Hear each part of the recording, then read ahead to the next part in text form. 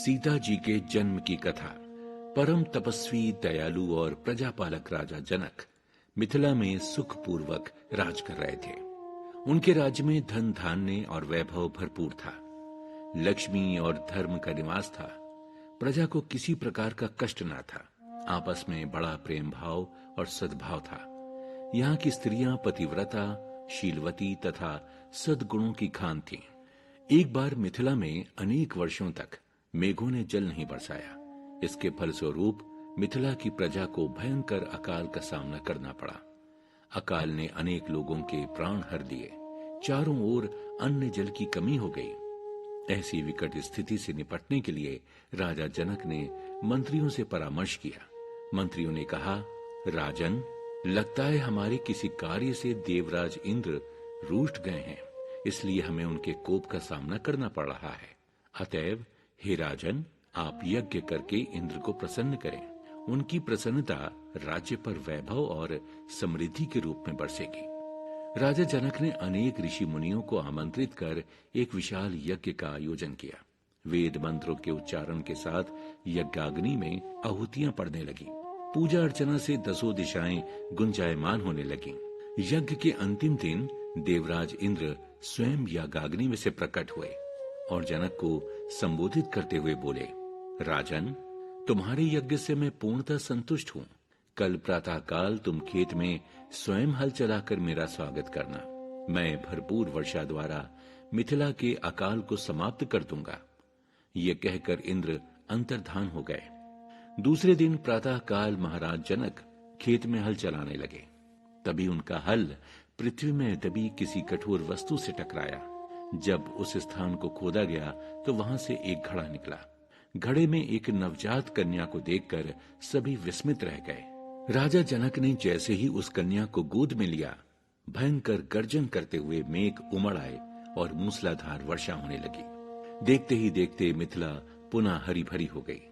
उसी समय एक आकाशवाणी हुई, राजा जनक, पृथ्वी के गर्भ से उत्पन्न ये कन्या संसार में सीता के नाम से प्रसिद्ध होगी।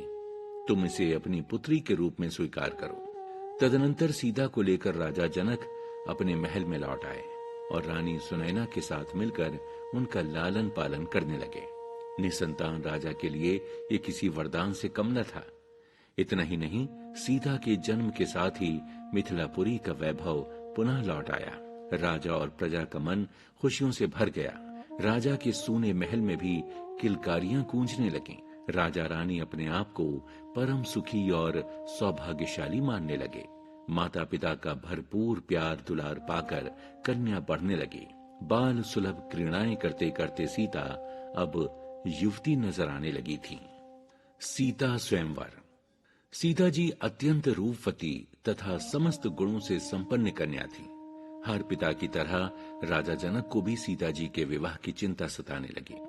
राजा की सबसे बड़ी चिंता यही थी कि जिस प्रकार सीता सर्वगुण संपन्न है, वैसा योग्य वर खोजना आसान काम नहीं है।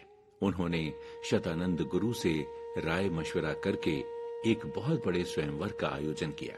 प्राचीन संस्कृति में कन्या को अपनी इच्छा से योग्य वर चुनने की स्वतंत्रता थी। वह अपने होने वाले वर की किसी परीक्षा द्वारा उसके बल पौरुष का आकलन कर लेती थी अथवा अपने द्वारा निश्चित की गई किसी कसौटी पर परख कर देखती थी। कसौटी पर खरा उतरने वाले को ही पूरे समाज और भाई बंधुओं के समक्ष वर स्वीकार कर पाणी ग्रहण संस्कार कराया जाता था तथा धन धान्य उपहार देकर वर कन्या को सम्मान से विदा किया जाता था। उसी परंपरा में राजा जनक ने सीता के लिए योग्य वर खोजने हेतु एक विशाल स्वयंवर का आयोजन किया और उसमें घोषणा करवाई, जो भी वीर योद्धा महर्षि परशुराम द्वारा प्रदत्त भगवान शिव के धनुष को तोड़ देगा, वही सीता का वरण करेगा। अलग अलग देशों के राजकुमार और राजा इस स्वयंवर में आ जुटे। यहाँ तक लंका का राजा रावण भी इस स्वयंवर में आया हुआ था। सीता जी की सुंदरता की चर्चा दूर दूर तक फैली हुई थी। एक से एक बड़े योद्धा सभा मंडप में अपने अपने स्थानों पर आ विराजे। बाणासुर भी सभा मंडप में बैठा था। स्वयंवर शुरू होने वाला था। एक विशेष दूत भेजकर राजा जनक ऋषि विश्वामित्र को अपने शिष्यों राम लक्ष्मण सहित अतिथिशाला से बुलवा भेजा और तीनों को उचित आसन देकर सम्मान सहित बैठाया। उधर जब से जनकपुर वासियों ने श्री राम के दर्शन किए, तब से वो ईश्वर से यही प्रार्थना कर रहे थे कि सीता जी को वर के रूप में श्यामल शरीर वाले राम जी ही मिले। वाटिका भ्रमण करते समय राम भी सीता जी को निहार चुके थे। जब वो गिरजा पूजा के लिए पुष्प वाटिका में आई थी, सीता जी के मन में भी राम के प्रति अनुराग पैदा हो गया था।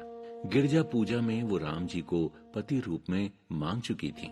चारों ओर वातावरण ऐसा बन गया था कि हर कोई श्री राम जी को जानकी के वर के रूप में देख रहा था और सीता राम की भावी जोड़ी की मन ही मन सराहना कर रहा था। अब स्वयंवर का कार्यक्रम शुरू हुआ। बंदी जनों ने आगे बढ़कर राजा जनक की विरुदावली गाई और पुनः राजा के प्रण की घोषणा की। प्रण सुनकर वहां उपस्थित सब राजा ललचा उठे।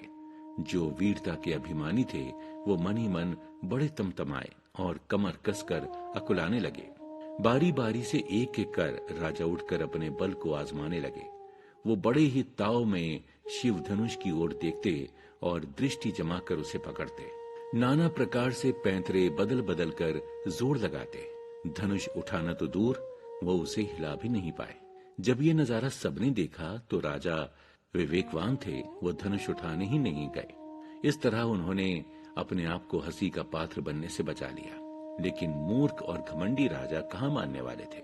वो तमक कर उठते, किटकिटाकर धनुष को पकड़ते, परंतु जब धनुष नहीं उठता तो लजा कर चलते बनते। उन्हें तो ऐसा मालूम देता था जैसे छूते ही धनुष उनकी सारी शक्ति को खींच लेता हो। धनुर्भंग। इस प्रकार स्वयंवर में आए सभी राजा राजकुमारों ने अपने बल को परखा, पर कोई उसे हिला भी नहीं पाया। तब निराश होकर राजा जनक बोले, मैंने जो प्रतिज्ञा की उसे सुनकर दूर देशों के राजा राजकुमार आए। यहाँ तक कि देवता और दैत्य भी मनुष्य रूप धारण कर यहाँ आ गए। इनमें से कोई भी शिव जी के धनुष पर प्रत्यंचा नहीं चढ़ा सका। अरे चढ़ाना तो तोड़ना तो दूर, कोई उसे तिल भर हिला भी नहीं पाया। हे विधाता, मेरी कन्या के भाग में क्या लिखा है? कोई वीरता का अभिमानी नाराज ना हो। मैं समझ गया हूं कि अब पृथ्वी वीरों से खाली हो गई है। अब सभी लोग आशा त्याग कर अपने अपने घर जाओ। शायद ब्रह्मा ने सीता का विवाह लिखा ही नहीं। यदि मैं ऐसा जानता कि पृथ्वी वीरों से शून्य है तो प्रण करके मैं कभी उपहास का पात्र न बनता। राजा जनक के ऐसे निरुत्साही वचन सुनकर सभी स्त्री पुरुष जानकी जी की ओर देखकर बड़े दुखी हुए, परंतु लक्ष्मण जी तमतमा उठे। भुजाएं फड़कने लगीं और नेत्र क्रोध से लाल हो उठे। तब अपने आप को असमर्थ पाकर वो श्री राम के चरणों में सिर झुकाकर बोले, हे राजन, आप क्षत्रियों का अपमान कर रहे हैं। अगर प्रभु राम की आज्ञा मिल जाए तो मैं इस ब्रह्मांड को भी गेंद की तरह उठा लूं और उसे कच्चे घड़े की तरह फोड़ दूं। मैं सुमेरु पर्वत को मूली की तरह तोड़ सकता हूं। ये धनुष तो बेचारा ठहरता ही कहां है। ज्यों ही लक्ष्मण जी ने क्रोध भरे वचन बोले कि पृथ्वी डगमगा उठी, दिशाएं कांप उठी। उपस्थित सभी लोग और राजा डर गए, पर सीता जी के मन में हर्ष हुआ और जनक जी सकुचा गए। मुनि समुदाय प्रसन्न हुआ। तब श्री रामचंद्र जी ने इशारे से लक्ष्मण को मना किया और प्यार से अपने पास बैठा लिया। ऋषि विश्वामित्र शुभ समय जानकर बोले, हे राम, उठो और शिव जी का धनुष तोड़कर राजा जनक का संताप मिटाओ। अब देर ना करो और ये शुभ कार्य शीघ्र पूरा करो। गुरु की आज्ञा पाकर श्री राम ने उनके चरणों में सिर नवाया और आगे बढ़े। उन्होंने मन ही मन पितर और देवताओं की वंदना कर धनुष की ओर देखा। राजा ने एक नजर उपस्थित पूरे समाज पर दौड़ाई। उन्होंने जानकी जी को बहुत ही विकल देखा। उनका एक एक क्षण एक कल्प के समान बीत रहा था। मन ही मन श्री राम ने गुरु का स्मरण किया और फुर्ती से वहां रखा विशालकाय धनुष उठा लिया। एक भयंकर गर्जना हुई और प्रभु ने धनुष के 2 टुकड़े कर पृथ्वी पर डाल दिया। ये देखकर सभी लोग सुखी हुए। आकाश में मंगल वाद्य बजने लगे, देवांगनाएं नृत्य गान करने लगी, देवता पुष्प वर्षा करने लगे। धनुष भंग हो जाने पर सब राजा ऐसे श्रीहीन हो गए जैसे दिन में दीपक की शोभा जाती रहती है। परंतु सीता जी की प्रसन्नता किन शब्दों में वर्णित की जाए। वो तो ऐसी मालूम देती थीं जैसे चातकी स्वाति का जल पा गई हो। सखियों के साथ आगे बढ़कर सीता जी ने जयमाल श्री राम के गले में डाल दी। ये देख दुष्ट लोग उदास हो गए, सज्जन लोग प्रसन्न। किन्नर, देवता, नाग और मुनीश्वर जय जयकार करके आशीर्वाद देने लगे।